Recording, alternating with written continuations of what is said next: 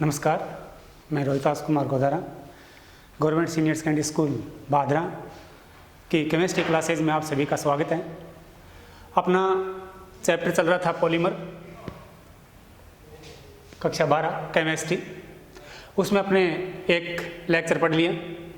उस लेक्चर के अंदर हमने प्राकृतिक बहुलक के बारे में पढ़ा है और प्राकृतिक बहुलक में प्राकृतिक जो रबड़ है उसका अपने डिटेल से एक्सप्लेनेशन किया है कि प्राकृतिक रबड़ हमें कहाँ से प्राप्त होता है, यानी ओरिजिन के आधार पर या स्रोत के आधार पर। प्राकृतिक रबड़ का केमिकल फार्मूला क्या है, किससे प्राप्त हुआ है, इसको हमने किस प्रकार प्राप्त किया है, प्राप्त करने के बाद में उसकी उपयोगिता कम क्यों थी, फिर उसे उपयोगी बनाने के लिए क्या किया गया, उसके कितने रूप थे। जो पॉलीआइसोप्रीन बनी थी उसमें ज्यामितीय समावेता के कारण या जियोमेट्रिकल आइसोमेरिज्म के कारण उसके अंदर दो प्रकार के रूप बने थे, एक समपक्ष बना था और एक विपक्ष बना था। इसका समपक्ष था तो वो तो प्राकृतिक रबड़ था और विपक्ष रूप था तो वो गट्टा पारसा था। उस प्राकृतिक रबड़ की गुणवत्ता को बढ़ाने के लिए, लचीलेपन को बढ़ाने के लिए, उनके सर्वथा गुणों में वृद्धि करने के लिए उसे सल्फर या सल्फर के यौगिकों के साथ गर्म करके वल्केनिक अर्थ रबड़ हमने तैयार किया था। यानी उसके समस्त गुणों में वृद्धि करके, यानी प्राकृतिक रबड़ को क्लियरली हमने शुरू से लेकर एंड तक हमने उसको एक्सप्लेन किया है। अब है सिंथेटिक पॉलीमर, संश्लेषित बहुलक, कृत्रिम बहुलक, यानी वे बहुलक जो मनुष्य द्वारा निर्मित किए जाते हैं, जिन्हें प्रयोगशाला में बनाया जाता है, ह्यूमन मेड होते हैं। ऐसे आर्टिफिशियल जो पॉलीमर हैं जो मनुष्य के द्वारा निर्मित किए जाते हैं, जो प्रयोगशाला में बनाए जाते हैं, ऐसे बहुलकों को कृत्रिम या संश्लेषित या सिंथेटिक पॉलीमर कहते हैं।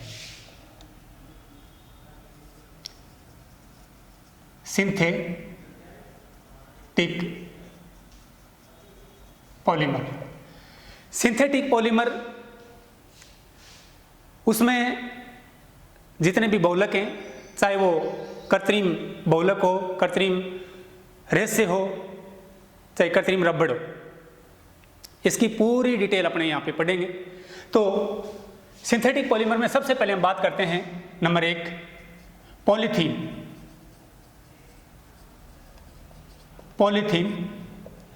पॉलीथीन जैसे मैंने आपको पहले भी बताया था कि जब बहुलक बनता है, जब पॉलीमर बनता है, तो पॉली का मतलब असंख्य है। तो एकलक इकाई में पॉली शब्द को हटा दो, वो आपकी एकलक इकाई बन जाती है। और पॉली एकलक इकाई में पहले पूर्व लगन के रूप में अगर पॉली शब्द जोड़ दें तो वो पॉलीमर यानी बहुलक बन जाता है। पॉलीथीन तो एकलक इकाई हो गई इसकी एथीन। यदि एथीन की असंख्य एकलक इकाइयों का जब बहुलीकरण करवाएंगे तो हमें पॉलीथीन प्राप्त होगी। ठीक है, जैसे NCH2 डबल बॉन्ड CH2, इसका हमने बहुलीकरण करवाया, CH2 सिंगल बॉन्ड CH2। क्योंकि जितने भी असंतृप्त द्विबंध वाले मोनोमर हैं, एकलक हैं, उनकी बहुलीकरण या पॉलीमराइजेशन है वो फ्री रेडिकल रिएक्शन के माध्यम से इसका पॉलीमराइजेशन होता है, मुक्त मूलक बहुलीकरण अभिक्रिया के माध्यम से। तो ये जो अभिक्रिया है वो ताप की उपस्थिति में और पेरोक्साइड की उपस्थिति में संपन्न होती है। तो पेरोक्साइड की उपस्थिति के कारण जो द्विबंध है, जो पाइबंध है, इसका समास विखंडन हो जाता है। तो ये आधा आगे और आधा पीछे चला जाता है, जिससे ये दो भागों में डिवाइड हो जाता है। n इकाइयां हैं तो हम इसको इस प्रकार भी शो कर सकते हैं। n इकाइयां अगर हमने ली है तो ये वाला बॉन्ड पीछे चला जाएगा, आगे वाली इकाई का बॉन्ड फिर इसके साथ जुड़ जाएगा, आगे वाली इकाई का बॉन्ड फिर इसके साथ जुड़ जाएगा। यानी सहसंयोजक बंध के माध्यम से असंख्य एथीन की इकाइयां परस्पर जुड़ती चली जाती हैं और एक उच्च अणुभार वाला यौगिक पॉलीथीन बन जाता है। पॉलीथीन दो प्रकार की है, एक उच्च घनत्व वाली पॉलीथीन और एक निम्न घनत्व वाली पॉलीथीन।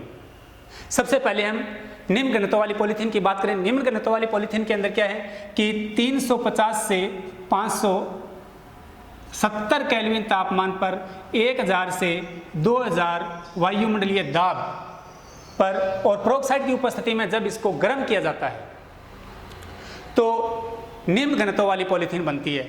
निम्न घनत्व वाली पॉलीथीन एक शाखित या एक ब्रांचेज पॉलीमर होता है, पॉलीथीन होती है। इसमें मुख्य बहुलक श्रृंखला के पार्श्व में ये मुख्य बहुलक श्रृंखलाएं, इसके पार्श्वों में छोटी छोटी अन्य एकलक इकाइयां परस्पर जुड़ जाती हैं।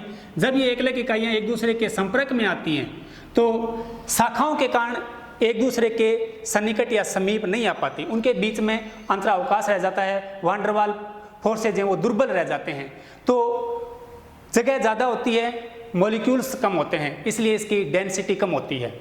इस प्रकार की पॉलीथीन है वो उसका गलनांक और जो क्वथनांक है वो बहुत ही कम होता है, घनत्व कम होता है। इसका उपयोग मुख्य रूप से सामान पैकिंग में और पिचकने वाली बोतलें, मिनरल वाटर की बोतलें बनाने में और घरेलू पानी के पाइप बनाने में इस प्रकार की कम घनत्व वाली यानी निम्न घनत्व वाली पॉलीथीन का उपयोग किया जाता है। और जब उच्च घनत्व वाली पॉलीथीन का बनानी होती है तो उच्च घनत्व वाली पॉलीथीन में असंख्य एथीन के अणुओं की अभिक्रिया जिगलर नाटा उत्प्रेरक की उपस्थिति में, जिगलर नाटा उत्प्रेरक R3Al प्लस TiCl4, R यानी एल्किल समूह है, यहाँ पे मोस्टली एथिल समूह लिया जाता है। तो ट्राई एल्किल एल्यूमिनियम और टाइटेनियम टेट्राक्लोराइड जो एक जिगलर नाटा उत्प्रेरक है, इसका उपयोग करते हैं तो उच्च घनत्व वाली पॉलीथीन बनती है, उसमें शाखाएं नहीं बनती। इस जिगलर नाटा उत्प्रेरक एक उप सहसंयोजक बहुलीकरण है, इसमें TiCl4 एक उत्प्रेरक है और R3Al यानी ट्राई एल्किल एल्यूमिनियम एक सह उत्प्रेरक है। ये इलेक्ट्रॉन समृद्ध है और ये इलेक्ट्रॉन न्यून है, सबसे इंपॉर्टेंट बात। तो इस प्रकार सह उत्प्रेरक यानी को कैटालिस्ट और ये कैटालिस्ट, इन दोनों इनकी उपस्थिति में, इस उत्प्रेरक की उपस्थिति में जो अभिक्रिया होती है उससे जो पॉलीथीन बनती है उसमें ब्रांचेज नहीं बनती। अगर आप प्रोक्साइड लेओगे, ताप की उपस्थिति दर्शाओगे, दाब दर्शाओगे तो इसकी ब्रांचेज बन जाएंगी और ये कम घनत्व वाली पॉलीथीन बन जाएगी। अगर जिगलर नाटा उत्प्रेरक लोगे तो शाखाएं नहीं बनेंगी, शाखाएं नहीं बनेंगी और ये मुख्य बहुलक श्रृंखलाएं एक दूसरे के काफी नजदीक आ जाएंगी। उसका प्रारंभ से लेकर अंतिम तक प्रत्येक बहुलक श्रृंखला एक दूसरे के समीप आने के कारण मजबूत वान डेर वाल बल बन जाएंगे। कम जगह में, कम स्थान में अधिक से अधिक मॉलिक्यूल्स आ जाएंगे, इसलिए इसकी डेंसिटी बढ़ जाएगी, मेल्टिंग पॉइंट बढ़ जाएगा, इसका बॉइलिंग पॉइंट बढ़ जाएगा। इस प्रकार की पॉलीथीन का उपयोग मोस्टली बोतलों के ढक्कन बनाने में, फ्रिज की बोतल बनाने में, बच्चों के खिलौने बनाने में इस प्रकार की उच्च घनत्व वाली पॉलीथीन का उपयोग किया जाता है। ये पॉलीथीन होगी। इसके बाद पढ़ते हैं नंबर 2 PVC पॉलीवाइनिल क्लोराइड। सिर्फ H की जगह Cl लगाना है। एक लेके इकाई वाइनिल क्लोराइड, एक लेके इकाई वाइनिल क्लोराइड, सिर्फ H की जगह CH2 डबल बॉन्ड CHCl, बहुलीकरण करवाया CH2 सिंगल बॉन्ड CHCl। या तो इस प्रकार दोनों साइड पूंछ की तरह इसको शो करेंगे या फिर दोनों संयोजकताओं को फ्री करके इसको ब्रैकेट में लेके अंत में N से मल्टीप्लाई कर देंगे। तो ये एकलक वाइनिल क्लोराइड, असंख्य मॉलिक्यूल्स मिलकर पॉलीवाइनिल क्लोराइड PVC। सिंचाई के पाइप और जल ग्रहण टंकियां बनाने में यानी घरेलू जो पानी की टंकियां होती हैं उसमें इसका उपयोग किया जाता है पॉलीवाइनिल क्लोराइड का। Number 3 PAN पॉलीएक्रिलोनाइट्राइल। एक लेके इकाई एक्रिलोनाइट्राइल, Cl की जगह CN लगाना है, सिर्फ cyanide nitrile CH2 double bond CHCN, N molecules लिए बहुलीकरण करवाया, वही बात N इकाइयां हैं, ये वाले बॉन्ड पीछे चले जाएंगे, आगे वाली इकाई का फिर आगे आ जाएगा, तो CH2 सिंगल बॉन्ड CHCN पॉलीएक्रिलोनाइट्राइल। ओरलोन ऊन के प्रतिस्थापी के स्थान पर इसका उपयोग किया जाता है। ऊन जैसे रेशे होते हैं, फाइबर्स बोलते हैं इसको, इसका उपयोग गद्दे, तकिया, स्वेटर, इनमें इसका उपयोग किया जाता है पॉलीएक्रिलोनाइट्राइल। ऊन जैसे रेशे होते हैं इसके, इसलिए इसका विशेष रूप से तकिया या गद्दे या स्वेटर्स में पॉलीएक्रिलोनाइट्राइल यानी ओरलोन, इसको ओरलोन भी कहते हैं, का उपयोग किया जाता है। Number 4 PP polypropylene. पॉलीप्रोपाइलीन बहुत ही, इसको औद्योगिक नाम कोयलीन है, कोयलीन। एक लेके इकाई पॉलीप्रोपाइलीन, इस पी को छोड़ दो, प्रोपाइलीन। CH3 लगाना है, सिर्फ CN की जगह CH3, N CH2 double bond CH CH3। 1 propene अथवा प्रोपाइलीन, असंख्य मॉलिक्यूल्स का बहुलीकरण करवाया, CH2 single bond CH CH3 N। इसका उपयोग मुख्य रूप से बच्चों के खिलौने बनाने में किया जाता है, पॉलीप्रोपाइलीन का। Number 5 PS styrene. P मतलब पॉलीस्टाइरीन, फेनिलएथीन। CH3 की जगह बेंजीन रिंग लगानी है सिर्फ, N CH2 N मॉलिक्यूल्स ले लिए स्टाइरीन के, बहुलीकरण करवाया, CH2 single bond CH N, ये पॉलीस्टाइरीन बन गई। पॉलीस्टाइरीन का मुख्य उपयोग उष्मारोधी होती है, एक प्रकार का थर्माकोल ही होता है। थर्माकोल सीट्स में, गाड़ियों की छतें बनाने में, सीलिंग्स में, टीवी फ्रिज के कैबिनेट बनाने में इसका उपयोग किया जाता है। पॉलीस्टाइरीन यानी थर्माकोल। तो एक लेख इकाई स्टाइरीन, बहुलीकरण के पश्चात बनी बहुलक पॉलीस्टाइरीन। इसके बाद में 6 नंबर आपका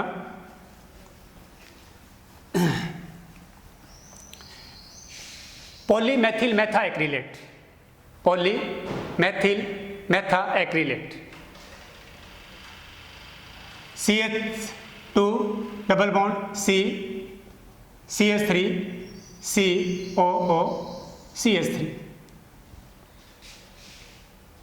मेथिल एक्रिलेट है, N मॉलिक्यूल्स लेते हैं, बहुलीकरण करवाते हैं, असंख्य इकाइयां हैं, ये वाले बॉन्ड यहां शिफ्ट हो जाएंगे, आगे वाली इकाई का फिर यहां आ जाएगा, CH2 बॉन्ड पीछे चला गया, C CH3 COO CH3। Polymethyl methane acrylate या पॉलीमेथिल मेथा एक्रिलेट, इसे ल्यूसाइट भी कहते हैं। ल्यूसाइट, इसे पार्स भी कहते हैं, इसे फ्लेक्सी ग्लास भी कहते हैं। फ्लेक्सी ग्लास भी कहते हैं। कारों के आकर्षक साइन पट बनाने में, वायुयान की खिड़कियां बनाने में और बुलेट प्रूफ कांच में इसका यूज किया जाता है। पॉलीमेथिल मेथा एक्रिलेट लूसाइट का, पार्स का या फ्लेक्सी ग्लास का, ये अन्य नाम है इसके, अन्यथा इसको सामान्यतः पॉलीमेथिल मेथेन एक्रिलेट के नाम से ये जाना जाता है। फ्लेक्सी कांच, कारों के आकर्षक साइन पट, वायुयान की खिड़कियां और बुलेट प्रूफ कांच में इसका उपयोग किया जाता है। 7 number Teflon.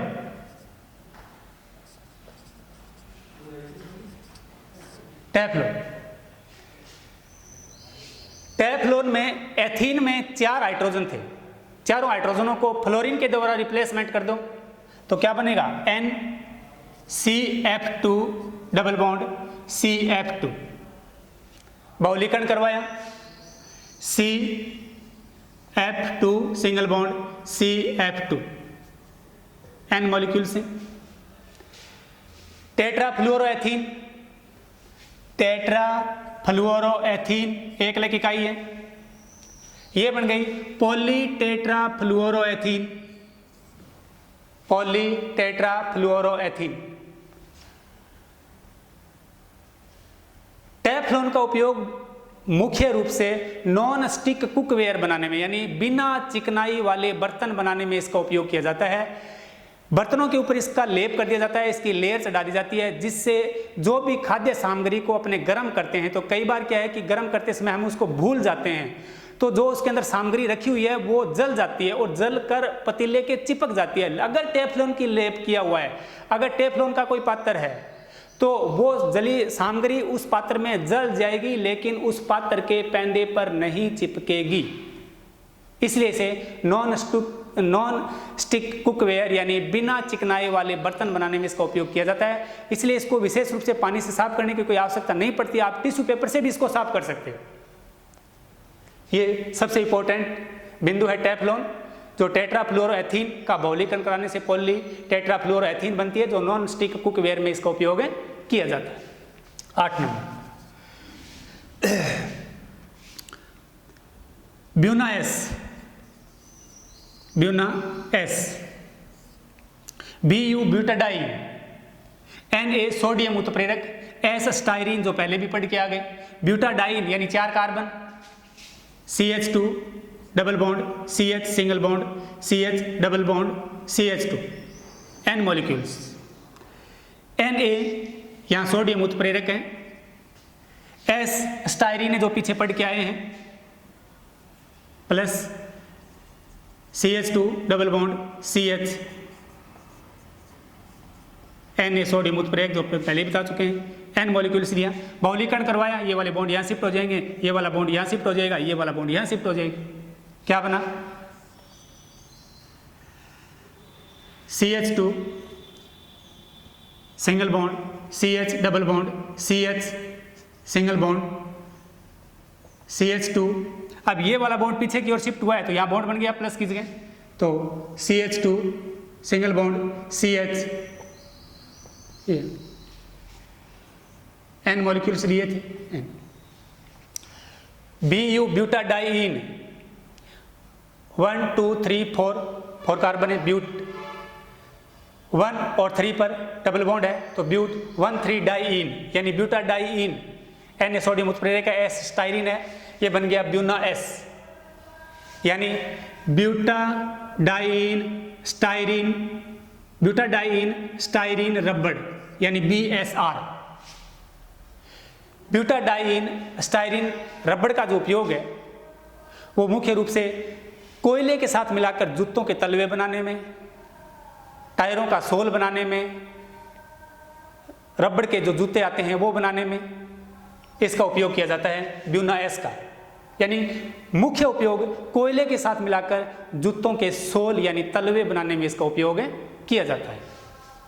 Number 9 Buena N,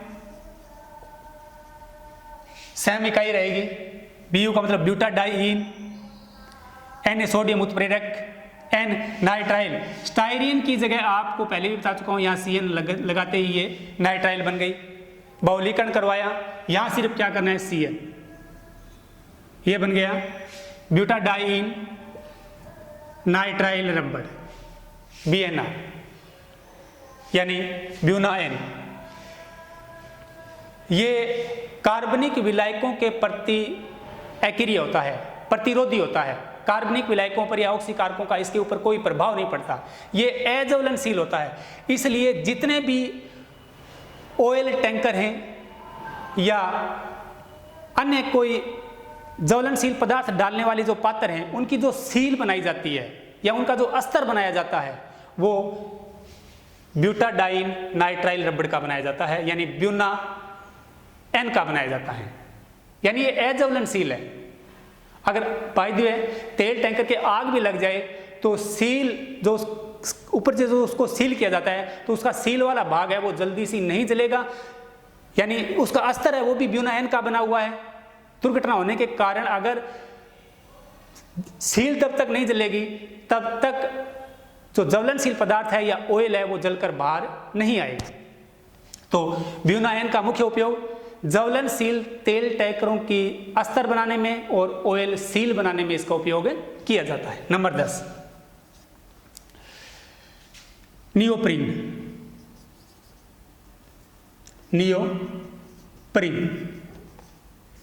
neoprene की एकलिक इकाई है क्लोरोप्रीन।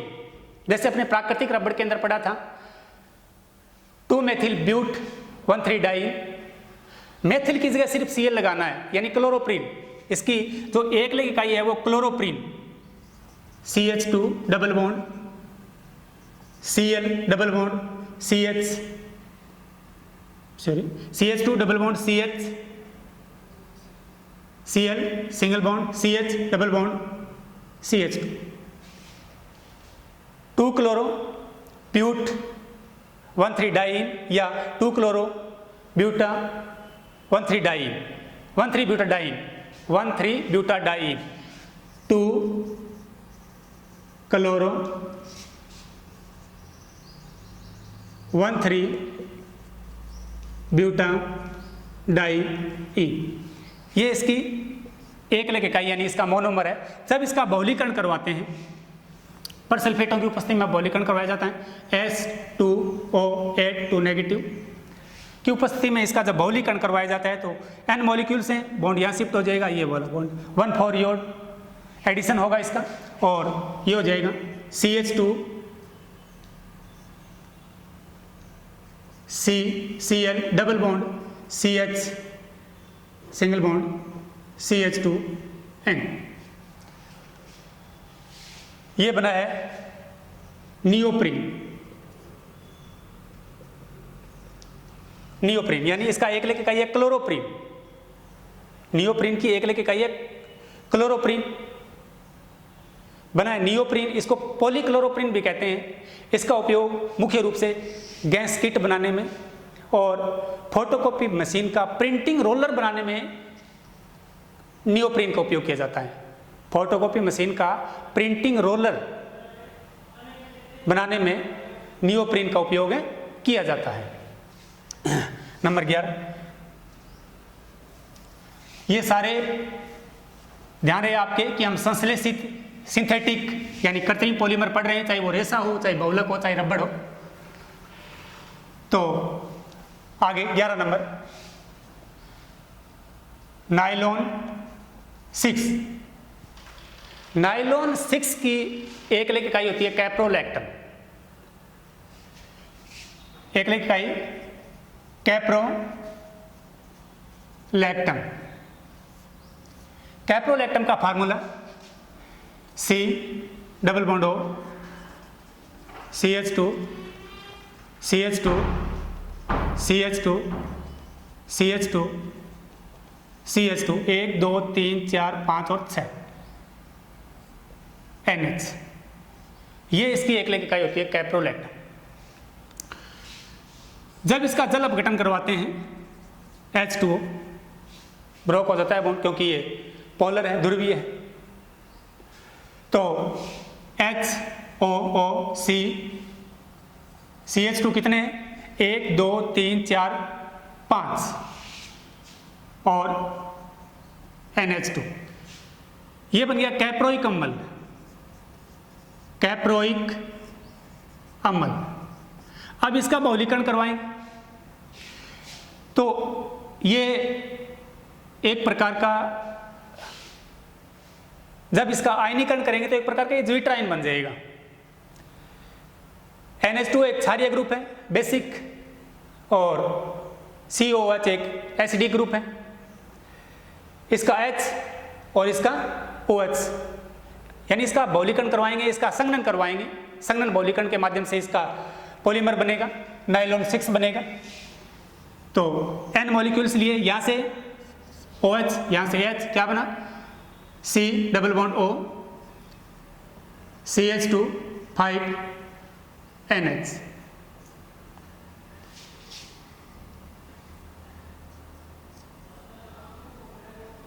ये नायलॉन 6। इसमें 6 कार्बन होने के कारण इसका नाम नाइलॉन 6 रखा गया है।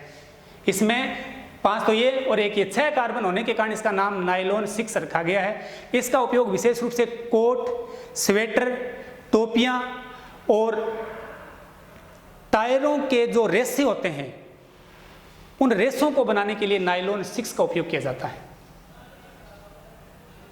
दोबारा फिर ध्यान से सुनो, टोपियां, सर्दियों में पहनने वाले कोट, स्वेटर और जो टायर होते हैं उसके अंदरूनी भाग में धागे लगे होते हैं वो नाइलॉन 6 के बने होते हैं।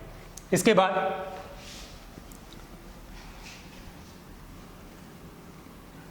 Nylon 12 number, nylon 6। नाइलॉन 6 में 2 एकल इकाइयां हैं, एक एडिपिक अम्ल और हेक्सामेथिलीन डाइएमीन। एडिपिक अम्ल CH2 COOH, CH2 COOH, n molecules लेते हैं। IUPAC नाम 1 2 3 4 5 6, 6 कार्बन है इसमें। Hexane 1,6 dioic acid plus hexamethylene diamine CH2 NH2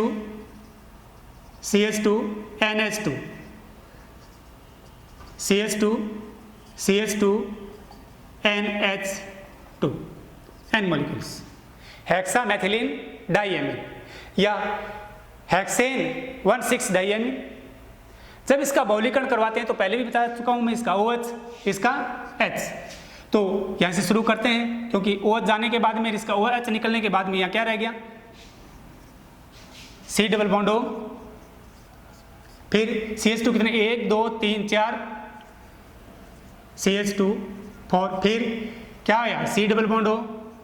इसके बाद में H निकाला, इसका H निकालने के बाद में NH 1 2 3 4 5 और 6, CH2 6, यहां से भी H निकला है क्योंकि दोनों साइड OH है, -2NH2 और NH। अब इस साइड भी 1 4 5 और 1 6, इस साइड भी कितने कार्बन, 6 कार्बन। ये जो बॉन्ड बना है ये बॉन्ड एमाइड है, इसलिए नाइलॉन 6 को एमाइड का बहुलक भी कहते हैं। इसमें 2 अलग अलग एकलक इकाइयां आई हैं, इसलिए इसे कोपोलिमर यानी सह बहुलक भी कहते हैं। इसमें जल के मॉलिक्यूल्स बाहर निकले हैं, संघनन हुआ है, कंडेंसेशन हुआ है, इसलिए इसे संघनन बहुलीकरण या कंडेंसेशन पॉलीमराइजेशन भी कहते हैं। नाइलॉन 66 का उपयोग टायर ट्यूब बनाने में, कारों में स्टीयरिंग और बेरिंग में इसका उपयोग किया जाता है, अंडरगारमेंट्स बनाने में इसका उपयोग किया जाता है, अधोवस्त्र बनाने में इसका उपयोग किया जाता है। इसके धागे जो हैं वो अंडरगारमेंट्स के रेशों के रूप में उपयोग में लिए जाते हैं ताकि उसमें रेनफोर्समेंट यानी प्रबलन पैदा हो जाए, जल्दी से वो खराब या फटे नहीं। तो रेनफोर्समेंट के रूप में अंडरगारमेंट्स के धागों के रूप में नाइलॉन 6 का उपयोग किया जाता है। टायर ट्यूब में भी इसका उपयोग किया जाता है, कारों के स्टीयरिंग और बेरिंग में भी इसका उपयोग किया जाता है। अब है नाइलॉन 13 नंबर,